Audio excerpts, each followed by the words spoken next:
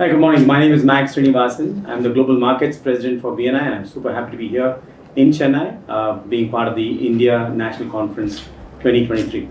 Hi, I'm Dr. Ivan Misner, founder and chief visionary officer of BNI. One of the things I've learned over the years is different people, different places, different races, different religions, different countries, different cultures. We all speak the language of referrals. More than 75 countries around the world have worked towards building a referral-based business in BNI. Thank you so much, Dr. Ivan and Mr. Mac, to be a part of this interview. Today, we would like to discuss a little bit about your journey towards how BNI entered India and what inspired you to bring BNI to India. Well, with 76 roughly countries around the world, all but 2 were by referral. So someone either referred somebody to a chapter in a country that they were in, and they visited BNI in a different country and said, wow, this is great, we need that in our country. Or in many cases, there was somebody from one country, in India in particular, there was somebody in the United Kingdom who said, I think this would go great in India. And so he and someone else brought it over to start chapters here in India. And India has just been on fire over the last decade. It's amazing, the growth here. So how surprised are you with the growth of the Indian BNI market? Well, the BNI India market has really been overwhelming. It's probably been the fastest growth nation over the last 10 years. And one of the things I find amazing is that on social media, I have more followers from India than I do the United States. Absolutely. The US has been around for 38 years, but I've got more followers here because I find that Indian entrepreneurs are really immersed in a culture of learning, and that's very powerful. It's going to make your country grow even faster, not just for BNI, but for your business development, because you are really immersed in learning and educating yourselves on how to be more successful. That's and I don't say that in every country. I really don't. Mac will tell you. So, Mr. Mac, you had joined BNI, I'm guessing around 10 years back, if I'm not wrong. Around My 18th year. 18th year. Okay. So, could you just let us know a little bit about your 18 years of journey in BNI? 17 and a half, 18 years of journey. I was like one of those reluctant people. Like if you want to teach somebody to swim, you just push them into the water. Exactly. That's exactly how I got into BNI. Not really knowing what it was. It was the early stages in India. We hadn't had what we call the expansion of BNI into other cities. Mm-hmm. And so we had about 3 to 4 chapters in the early days in Mumbai.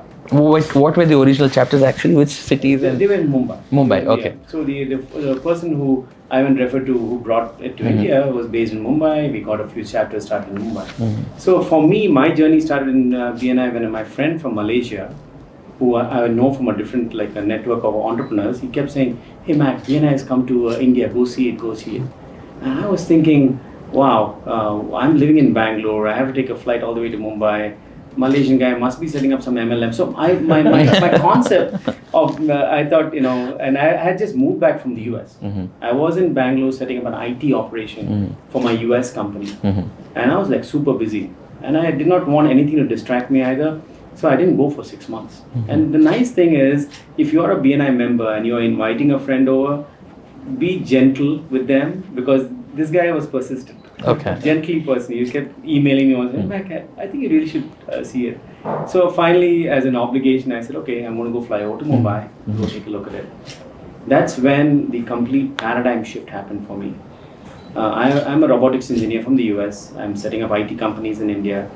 And when I went to my first BNI meeting, it was in the Sun and Sand Hotel in Mumbai.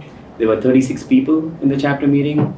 And as I was walking in, they had put their chapter statistics like a whiteboard in those days. And they put, okay, we are 36 members, 3 points, some 2 crores worth of business done, 18 months in operation. I did not know what these were. I went in and sat in. And most people, when we go into a brand new environment, things are going above our head. We really do not know what's happening there. But 2 things kind of piqued my interest, and that's when my journey in BNI started. When I saw a person, a member, he sells coffee and tea vending machines, but he was passing a referral for an IT networking job in the meeting because he's supplying coffee and tea vending machines to a company, and he knows the company is putting up another floor, they're expanding, and all he had to do is ask the facilities manager, hey, who's doing your IT networking? Can I refer you someone? So I'm sitting there in the meeting, not really knowing what's going on. And when I saw this, I'm thinking, man, I'm a robotics engineer. and this guy, a chai wala, is passing a very big deal. How is this possible? I've never cross-domain networked. I've always been networking in NASCOM and TI and a lot of technology-related environments. And that's when it dawned upon me, okay, this is something interesting. But the second thing hooked me in quite a bit because there's another part of the meeting where they pass, thank you for referral you giving me 3 weeks ago that converted to business. And the interesting part about that thank you was there was no kickbacks or commissions. And having lived in the US many years and having come back to India, I said, wow, in India there's an environment where there's no kickback and commission. This is something I want to try out. So I jumped into BNI not just saying, let me invite my friends into my boardroom. I had an office in Raheja Towers in Bangalore. So the first few meetings we just had in my boardroom, just thinking, okay, once a week I'm going to meet my friends. It was done mostly like a hobby, not really knowing what it was. And within the first year, I had about 100 members already. And every time a member signs up, I would just pass on the check to the national office, not even knowing anything else. When we had 100 members, national office calls me and said, hey, Mac, you're actually running a franchise now. You need to be taking this more seriously. And that's when I started hiring full-time support. And that's how my journey started. I was like the reluctant guy who did not know what he was actually getting into. But I'm so blessed to have had this journey completely changed my life along the years. You mentioned you now have a franchise, and it's interesting that as we open up in new countries, oftentimes people think it's multi-level marketing. BNI is not an MLM organization. We are locally owned and operated. And that's a common misunderstanding in the very beginning. Absolutely. But as you're expanding to different countries and regions, what is that one factor which you look there? What is that one thing which excites you to be a part of that country? Really is interesting how BNI works in so many different cultures. And people often are confused by that. How could that be? And I think what tends to happen is, first of all, you have to understand that unless somebody's been a member for a while and they're using BNI Connect to connect with people in other countries, when they start in BNI, you're not doing business outside the cultural context. You're doing business within the cultural context. So you have people in India doing business with people in India in the beginning, until they get active in BNI Connect. You have Americans doing business with Americans. You don't have Americans doing business with Indians and Indians doing business with Brits. So it's local. The key here is that we have the key here is that we don't recognize that there is another culture. And that's a culture of entrepreneurism.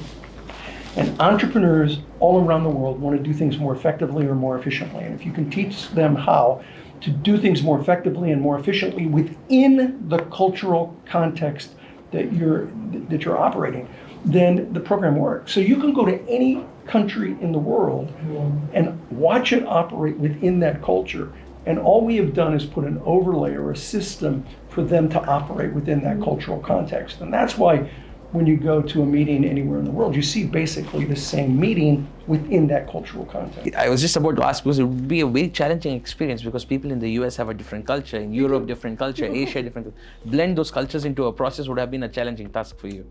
There are minor things that we do to make it a little simpler. In many countries throughout Asia, and we first ran into this in Japan, of course, they have what's called the Maishi ritual with the card, and I know you do it here in India, where you hold it on both ends and you pass it. Yes. And you're supposed to accept it then with two hands. And of course, in America, here's my card, and it's a whole different thing. So there's a different cultural context. What we as individuals tend to do is we look at all the differences. But we don't look at the similarities. When we went into Japan, and of course here in India, you're not handing out rocks. You're handing out cards. Okay, so the similarity is far greater than the dissimilarity. We all have business cards. Whether I hand it to you like this, or whether it's an American who almost tosses it to you, it's still a business card. And so as business people, we just, as humans, we always look for the differences, but we forget to look for the similarities. And there is a culture of entrepreneurism that transcends the many cultural differences that you see around the world. I mean, instead of saying good morning to everyone in Australia, they'll say good day, mate. Okay, they gave it cultural context. but it's still good morning. Absolutely. Yeah. Absolutely. I mean, lovely words. Mr. Mack, I would like to understand how did you face the challenge of scaling up BNI in India? What were the most difficult challenges you faced, and how did you overcome those challenges? I was given an opportunity to lead the Indian environment like January 2016, and prior to that, I was a person who ran the Bangalore area and Bangalore franchise. So, it's nice that I got started as a franchise because there were challenges at that time in terms of trainings, in terms of supplies that need to go out to start chapters. So the very first thing I did opening my computer when I became the national director for India was put together a training calendar for India, and not just in one city. Earlier we were just in one city. I said, if I need to expand BNI, I need to take trainings all across India. The very first thing I said, okay, I'm going to have Bangalore, going to have Mumbai, going to have Calcutta, Chennai, Hyderabad, all these major cities where then members and directors can come in to learn. Because I believe in truly training is the main thing, a main focus for BNI. Yeah. The more I can train a member on how to leverage BNI and play the game of BNI, they are going to know how to get those referrals and give referrals. It's many times I give the example, you can, let's say you're learning to play tennis, okay? And you're given a racket and given a ball. You're whacking the ball across the net, and you're frustrated that you're not getting any points or score points. Okay, nobody taught you that the ball has to go correctly within those dimensions and parameters and how to score the points. And how to hit the ball. And how to hit the ball. Yeah. And how to serve. So that's exactly what we do in BNI. Once they come in, we give those training programs called Member Success Programs. How do you present your business? These were new to me after being in business in the US and in India. How do you present your business in your weekly presentation? How do you do your presentations in 8 minutes? There's so many success stories of us, our members, who use the BNI format and have been able to go and present to their clients so much more effectively and gain business. So for me, training is like a number one priority. The other thing is helping our people, like any business. BNI is a people business. So how do you build these leaders? BNI, I think more than a membership game, it's a leadership game. Yeah. We build leaders more than members, and that's the beauty. I see day in and day out members who join BNI, how they blossom into leaders. How if they're able to run their chapter, they're able to much more effectively run their business. Yes. Yeah. So one of the things Mac just talked about was having a vision for where he wanted to take BNI just in his city. Yeah. And I think that's a message that can apply to all businesses. Anyone watching this, you have to have a big vision. Yeah. You have to create a big vision, and then you have to create a system and a plan to achieve that vision. So in 1985, I realized just how big this was going to get. About 11 months into it, I had my what I call my Brody moment. You remember the movie Jaws? Yes. And Sheriff Brody? Yes. And he's throwing chum out into the ocean, and all of a sudden, for the first time, you actually see the shark, and it's huge, and it comes up, and it scares the living daylights out of him. What does he do? He turns around to the captain, and he says, "You're going to need a bigger boat." And that was my Brody moment, was the end of 1985, where I realized I'm going to need a bigger boat. I'm going to have a system and a plan and training. I'm going to have to teach people how to do this. So I sat down and did calculations. Now this was before Monsieur Google, where you could just, ask questions about population. I had to go to a library, get reference books, do calculations on just how many cities are there in the world. And actually back then I was looking at the US. And how many cities are there and what are the populations? And I did calculations on how many chapters can you have. Now, the message for those watching this is you need to create a vision like that. You need to think, how big can I get? How much can I scale? Whether you want to just scale within your community or whether you want to scale within the nation or whether you want to scale globally. You've got to have a plan, which means you need to create a vision. And in 1986, it was 18 months after I started BNI, I finished my calculations. And I calculated that someday BNI could have 10,000 chapters. Wow. 10,000. Now, this was 18 months into BNI. Big vision. Create a big vision for your business. And then have a plan to achieve that vision. And I remember I told a friend of mine, his name is Bruce, and I said to Bruce, Bruce, I think someday I could have 10,000 chapters. And he said to me, how many chapters do you have now, Ivan? I said, 30. He said, 30? You have 30 chapters, and you think you can have 10,000? I said, yeah. I think this organization can have 10,000 chapters someday. And in 2020, BNI crossed the 10,000 chapter mark. Amazing, amazing. If you're in business, create a big vision, create a plan, and then start implementing that plan. Amazing. That's really inspiring to see how you achieved the 10,000 within the last 30 years. Just before we move forward, a little bit about the most inspiring moments in your journey of expanding BNI in India from 9,000 odd members to 50,000 members. I don't know whether you call it inspiring or whether it's called scary. Okay? Certainly when you get a call, like just before the new year started in 2016, like Christmas time, like December 25th or 26th, I get a call from Andy, who's in Ireland. Said, Mac, we need someone to take on the operations for BNI India, and it has to happen like within 5-6 days, like January 1st, and you are the largest franchisee in India. Are you willing to step up? Are you willing to step up? And I believe that whenever an opportunity is given, most people are afraid. I think as a business owner, whenever a large order comes to you or clients come, you should take it and then figure out. The universe will give you people, places, and other things will fall into place. But the gut feeling, okay, yeah, I'm here, I will step up, okay? And so that was, I think, the critical moment, many critical moments like that in my life, when I went from India to the US or when I stepped up here. A few years later, about a year later, when things were going stabilized in India, I get another call. Hey, can you help us with the Asia Pacific operations, 18 countries. We stepped up, and there APAC was about 42,000 members at that point. And I laid a vision to my leaders. We want to be the number one market for BNI. And soon enough, again around the 2020, during the COVID, we crossed the 100,000 mark. Right now we're 120,000, like 120,000 members across APAC. Again, how are all these built? Some of the core philosophies of building any of my businesses and also BNI is the unity, the vision, giving a common purpose to drive the members. And so going back to the time when we were in India, we were about 9,800, 10,000 members. I looked at the countries above me and said, okay, there was this UK. UK was about 11 or 12 or 10. So the chase for all my executive directors, can we beat UK? And we beat that. And then, France was 20,000 members. They were much bigger than us. So again, it's like giving a common vision. So when we start going after the common vision, all our regions are growing, all our members' businesses are growing. So we beat France. And I'm on an interview, which is on YouTube, with Dr. Ivan. He congratulated me in the US office, saying, Mac, you're now the second largest country. And I said, yes, Ivan, but our goal is to become the number one country.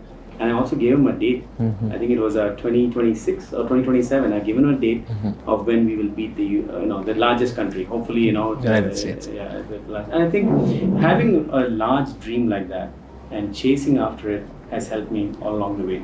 And it should be in a friendly, competitive mode. Okay. Absolutely. And that's the beauty of BNI. A chapter can have a friendly, competitive mode.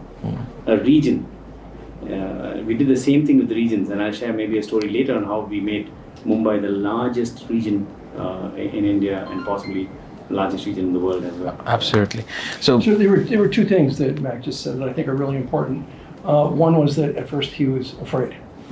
And I think it's really important because all business people get afraid at some point. I certainly had been afraid. And what I have found is that successful business people either get focused by fear or they get frozen by fear. And I've been in situations where I've been afraid and I've been frozen for a moment, threw myself a pity party and said, hey, you know what? This isn't going to get me where I need to go. And I need to get focused by fear. And when you get focused, as Mac just described, then magic happens. The key is to create that vision and then hold the vision, not the obstacles, because there are always obstacles. When I started BNI 38 years ago, there were obstacles. 10 years ago, there were obstacles. During COVID, there were obstacles. Today, there are obstacles. This is a message not for BNI. This is a message for business people anywhere in the world. Today, there are obstacles. Do you think there are going to be obstacles tomorrow? Yeah, there are always obstacles. The key is to hold the vision, not the obstacles. And when you do that, the way Mac described, then magic happens. Amazing. Please. One thing that Ivan said reminded me, like in 2020, Ivan, beginning of COVID or pandemic, we set when the rest of the world was like wondering how are we even going to run chapters or more. We did not. You can ask my executive directors. The vision was India is going to cross 50,000. I didn't worry. I just put a map of India and said India 50,000.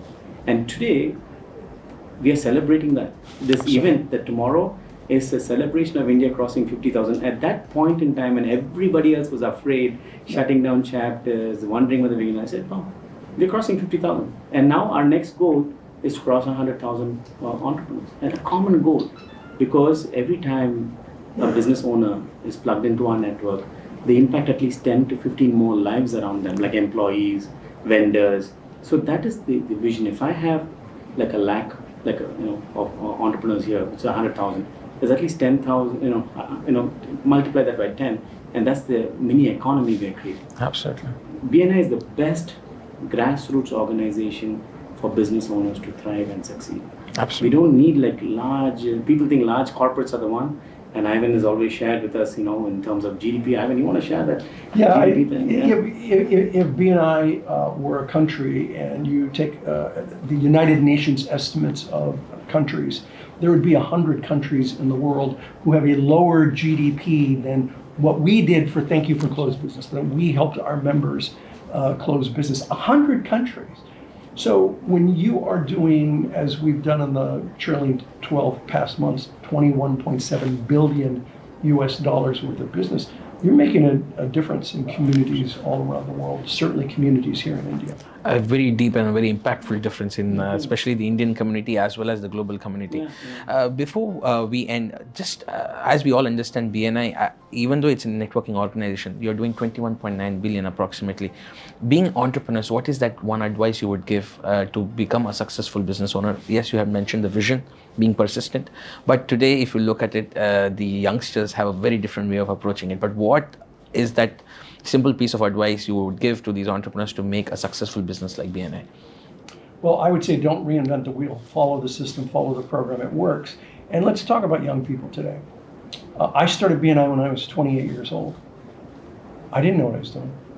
I think young people today, in some ways, have an advantage because they know how to network online. We had no online. We had no idea how to network. I was method acting my way through the process in the early days because I didn't know what I was doing. The people I was networking with didn't know what they were doing. We were all hungry for referrals and we were all doing it wrong. Mm-hmm. So I don't beat up young people today. They've got their issues, no question about it. But I think they also have some advantages. And one of those advantages is to know how to network online. Now they need to transition that to the knowledge of networking in person. But I think they come into it with an advantage, not a disadvantage. Great. What is that one piece of advice you would like to give? Yeah, I always relate it to cell phones. Mm-hmm. Okay, do you remember the days when we had these push button phones, maybe Nokia, and all of us have used it along the way? Absolutely. Right? So yes, you can still, do you think you can still do business with that? Yeah, but today all of us have transitioned to some form of smartphone, WhatsApp, WeChat, email. This makes you do your business much more efficiently. So if you're a business owner, you need a smart system like BNI. Mm-hmm. Okay, yes, you can do business without it, but you'll be doing it much at a slower pace and you'll actually get lost. The people in BNI not only get referrals, they get an ecosystem of intelligence, Absolutely. Business intelligence.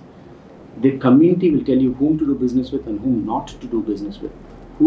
Hey, if you're going to be selling to that particular client, I'm not getting payments for the last 6 months. That type of business intelligence is extremely valuable. Mm-hmm. Okay? And in an ecosystem like BNI, it's not just referrals, but you can get accountants, lawyers, different people who can assist you, like when you're scaling your business, mergers and acquisitions. These are things that as an individual business owner, you may just join BNI to get referrals. And as your relationships build in BNI, you can like open doors in any of the 77 countries you have, business-wise and also personal-wise. Absolutely. Today, my daughter, who's a youngster, 20-year-old, traveling alone in Europe with her friend, of course, 4 countries. Most dads will be extremely afraid, right? I say, I'm not. because I know that every place that she's going, every small city in Europe she's traveling, there's a BNI colleague of mine I can reach to if she needs help. That is the power of BNI. Don't underestimate the power. And I would encourage all business owners, if you're watching it and not part of BNI, don't lose out. Don't lose out. Be part of BNI, enhance your business, turbocharge your business using this, and make a difference to others as well. Thank you. Thank you so much for being a part of the interview today. Thank We you. really look forward to hearing from you tomorrow as well. Yeah, absolutely. It was an absolute pleasure. Thank you. Thank you. Thank you so much.